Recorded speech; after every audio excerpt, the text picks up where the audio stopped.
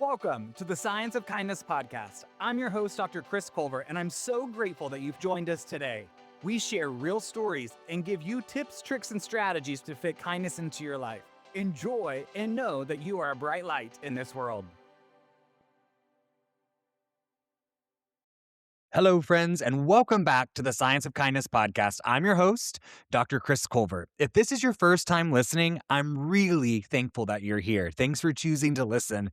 And if you've been with me through the entire season, thank you. Truly, I appreciate you listening to all the episodes. I appreciate you choosing this podcast, and I appreciate you choosing to spend time with me. Today's episode is a little bit different. This isn't about introducing a new idea. It's about stepping back and asking a bigger question. What happens when kindness isn't something we practice occasionally, but something we choose to live by? I really believe that kindness isn't a moment. It's not what Houston Kraft defines as confetti kindness, right? It's not those simple moments, but it's the deep kindness. And kindness isn't a slogan. And more importantly, to understand, as I've said many times before, kindness isn't a personality trait. It's not that some of us are born with it and some of us are not. It's simply a choice that we make every single day because kindness is a way of living in the world. And over the course of this season, we've explored what the science, the brain, leadership, education, and real human experience all tells us about the truth of kindness. So today, I want to reflect and connect the dots and leave you with something lasting. In earlier episodes, we created a simple idea, but a disruptive idea. We declared that kindness is not niceness. And that's so true. I was asked today when I was leading a workshop, hey, Dr. Culver, what's the difference between kindness and niceness? And to me, in simple words, niceness is people pleasing. Niceness is doing what we want, what is easy sometimes, right? And maybe not always what we want to do, but it's going to be the easier thing to do, or it's not going to cause the most disruption. And I think that's not kindness, right? Niceness avoids the discomfort, where kindness walks in discomfort, but it protects the dignity. It walks with respect, it walks with understanding, and it walks with this space of it's okay to be uncomfortable if we know what we're doing is the right thing. And we've talked a lot through these episodes about burnout, not as a sign of failure, but as a sign, as a signal, right? We've talked about how the nervous system responds to stress, to silence, and to survival. And we've talked about why people who care deeply are often the ones who burn out first. You might have rested or felt like you have had gone to sleep, but woke up and your bones are just as tired the next day when you wake up because you're not tired, you're burned out. Your bones are exhausted and you need rest. And I think sometimes we forget that kindness to ourselves is the most important piece because self-compassion lights up the most neural pathways in our brain and allows us to be most centered. And so if we're not resting, if we're not doing things that light us up and fill us up, it's really hard to not be burned out. It's really hard to pour from an empty cup. And we've heard these cliche sayings before.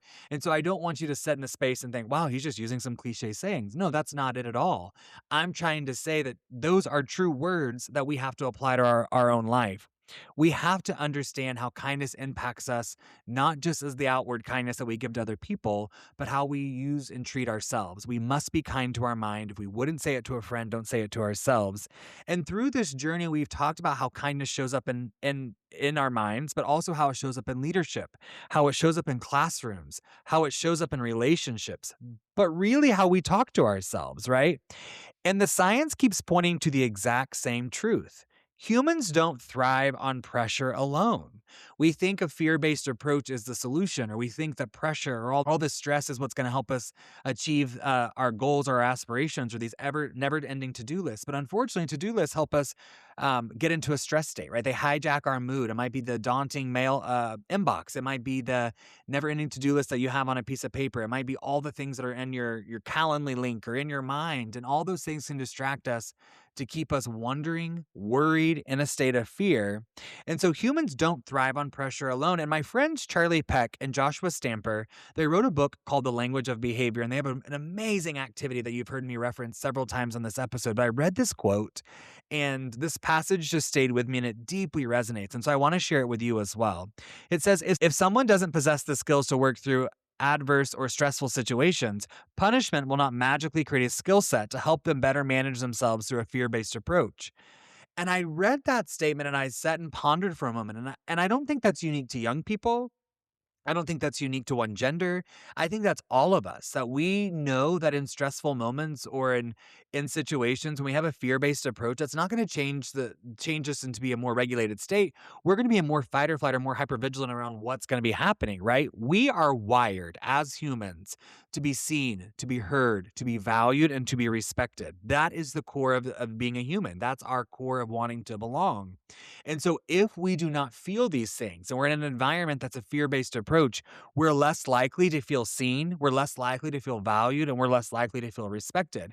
But more importantly, we're less likely to trust someone else or even ourselves. We're going to be in that fight or flight. So when we think about that and we understand that from that lens, we have to remind ourselves to treat people the way we want to be treated, just like that golden rule. And kindness isn't extra. It's the foundation for how we walk and live our lives. So let's bring the science back into focus for just a moment. Your brain is not wired for constant urgency. It's wired for survival first, connection second, and growth third. Let me say that again. Your brain is not wired for constant urgency. Unfortunately, though, the Western culture exposes us to what they call the daily affluenza. Jim Murphy, in his book Inner Excellence, calls this affluenza palms: possessions, achievements, looks, money, status. And these five symbols can steal your true dreams by getting you to focus on them than really what's truly meaningful and powerful or permanent, right?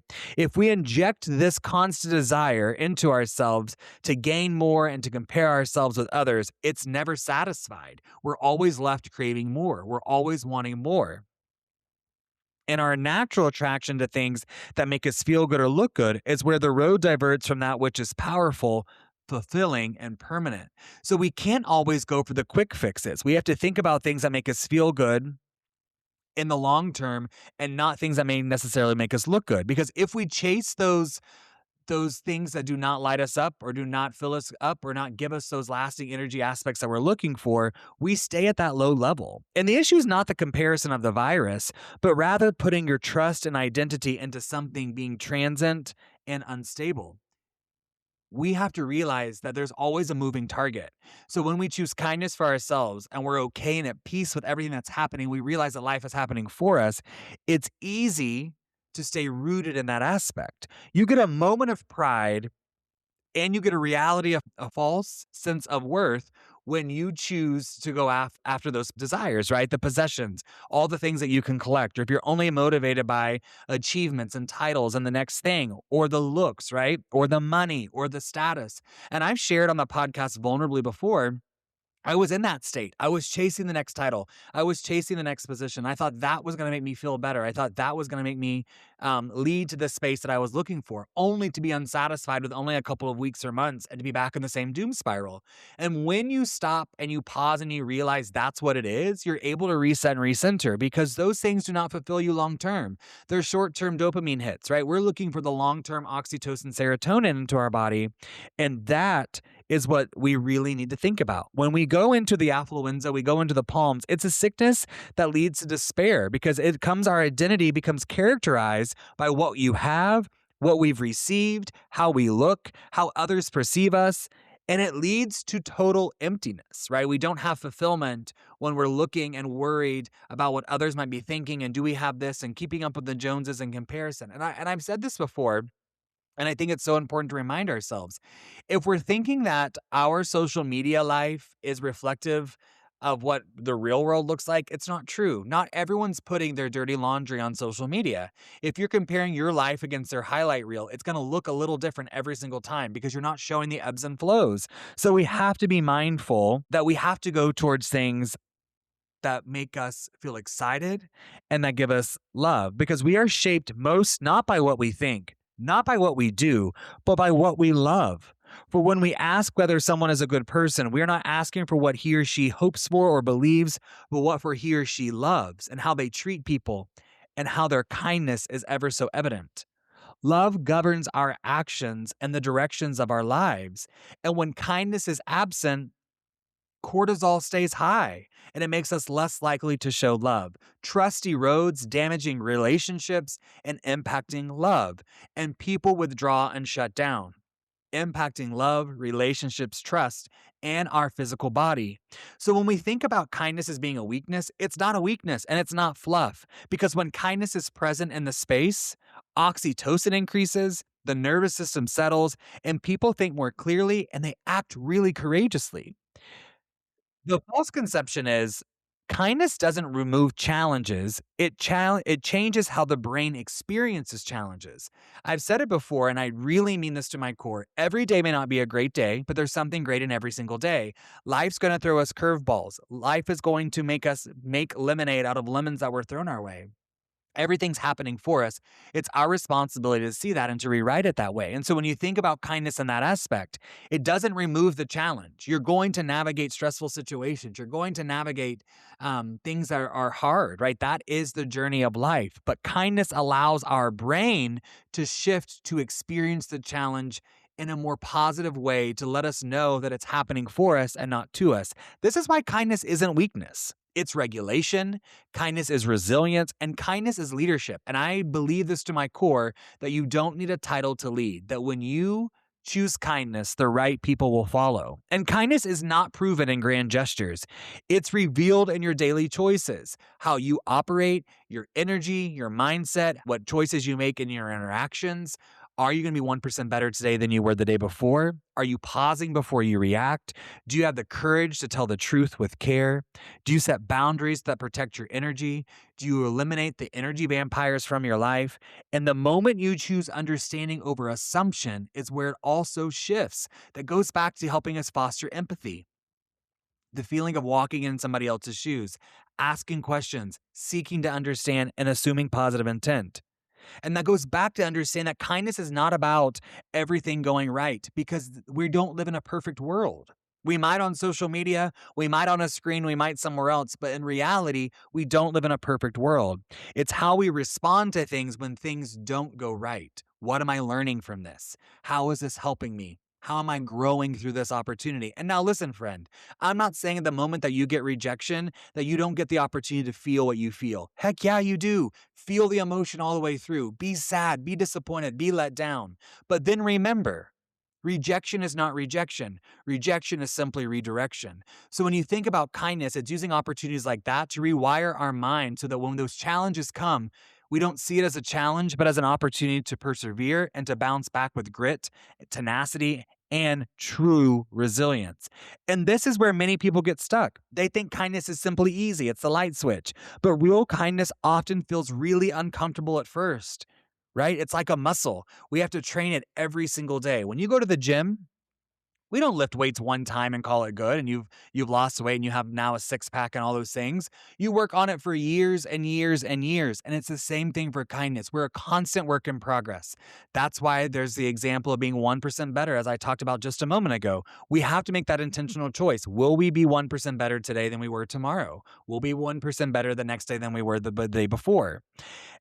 And I think we have to remember that kindness asks us to show up honestly, not perfectly, but it asks us to show up honestly. And as a leader and as an educator, this is where my heart always lives. I've seen what happens when systems prioritize compliance over care, and when people are praised for endurance instead of being supported or for sustainability, right? I've seen when being nice becomes a way of avoid accountability. I've seen where friendships overrule the opportunity for high expectations and accountability and ruin cultures and climates. You'll see that niceness keeps systems running, right? Without accountability, without expectations, but kindness keeps people whole and it keeps them a team rooted in trust. And kind leadership does not mean that we lower standards, not at all. It means that we raise humanity and we treat people equally with high expectations and understanding. Kind schools don't remove expectations. Kind organizations don't remove expectations. Kind spaces don't remove expectations. They create conditions where learning can actually happen, where collaboration can happen, where teamwork can happen, right? And kind systems understand this truth. People do their best work when they feel safe enough to try. That's not unique just to a workspace. That's the same for your family, for your friends, for your colleagues, for your faith-based organizations, any of the spaces that you're interacting with people, they want to know that they matter.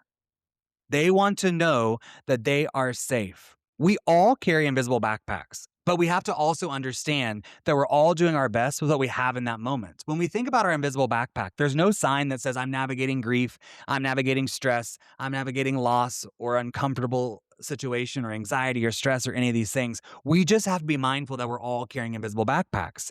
And that we understand that.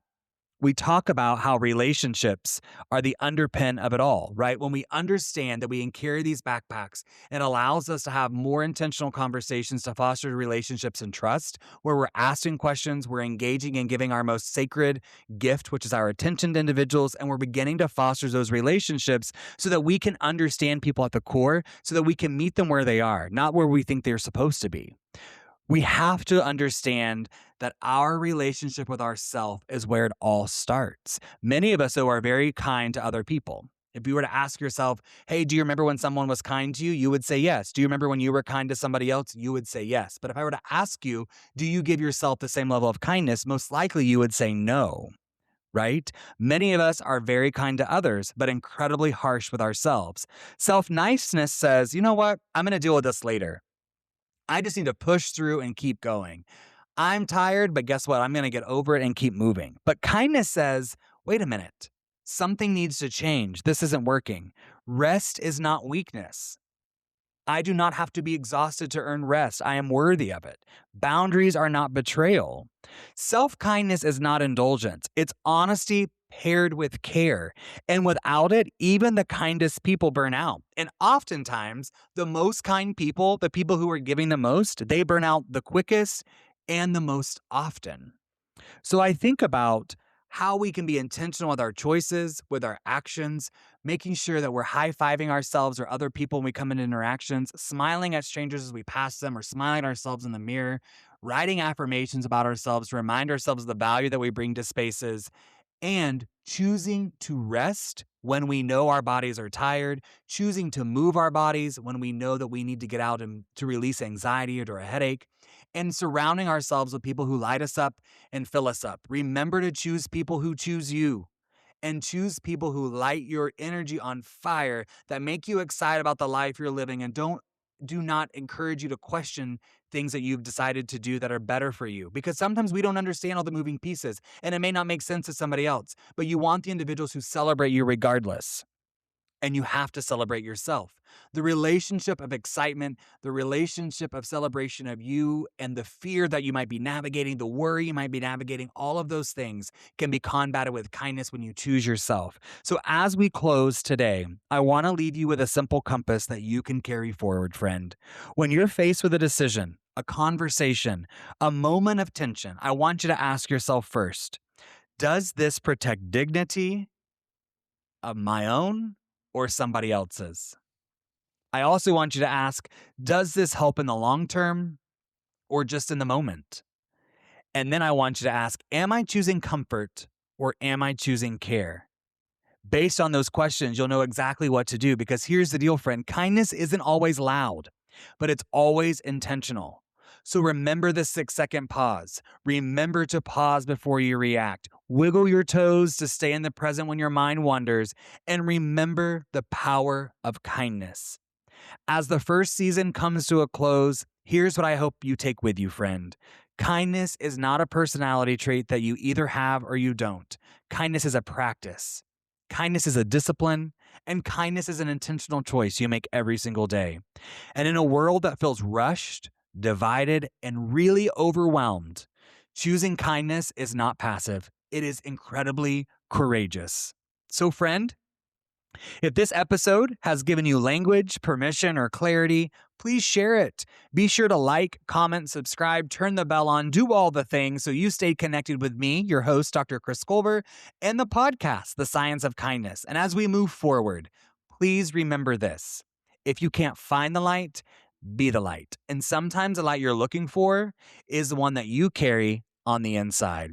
I'm Dr. Chris Culver. Thank you for walking this journey with me. I love you, and until next time, I'll see you soon. The Science of Kindness podcast is hosted by Dr. Chris Culver. Our executive producer is Jake Doberens. This podcast was created in conjunction with Theophany Media.